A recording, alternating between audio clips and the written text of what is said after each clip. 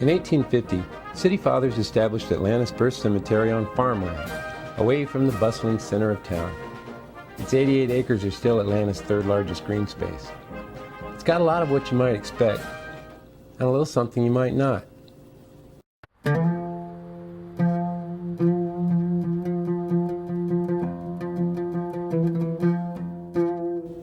One thing's for certain, if you want to know anything about Oakland Cemetery, just ask Norman Asher. In 1860, there was really no Jewish congregation in Atlanta.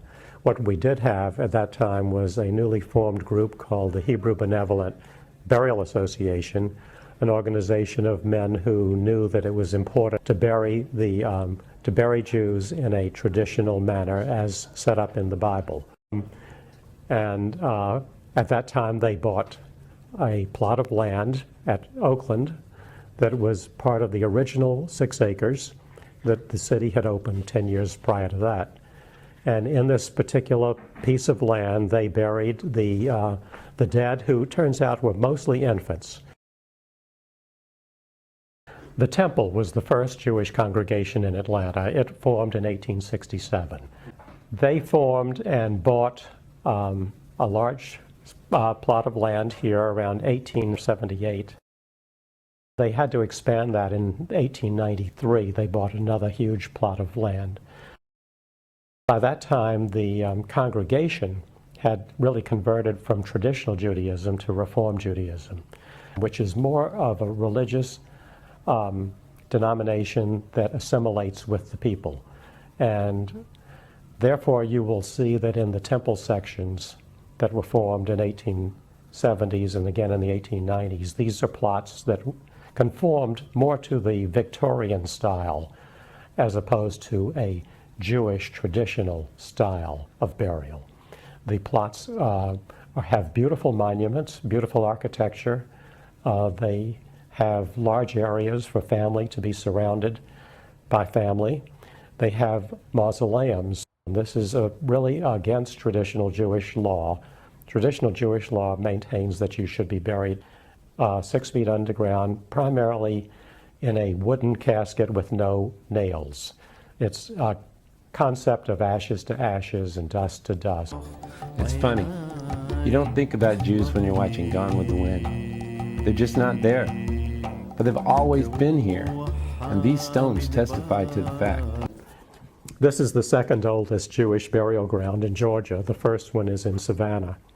The Havak Akim Synagogue, we call the AA Synagogue here in Atlanta. It is a conservative Jewish denomination as opposed to Reform.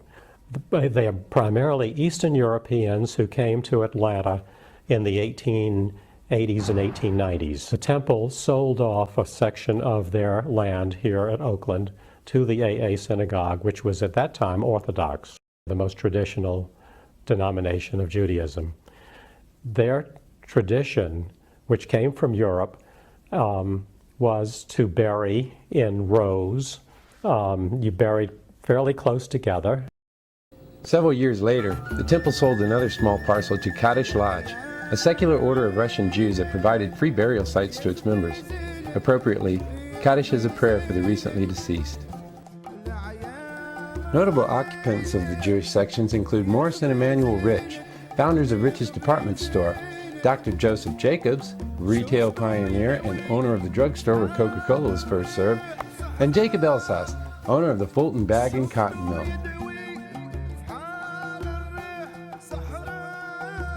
Victorian graves are richly embellished with icons, and these are no exception. In Oakland's Jewish section, we find symbols unique to a people. For instance, a pitcher and basin indicates a Levi, descended from the Hebrew tribe charged with assisting priests with temple duties, while raised hands tell us that the deceased was a Cohen, a descendant of Aaron the high priest, brother of Moses. This tree trunk speaks of a life cut short.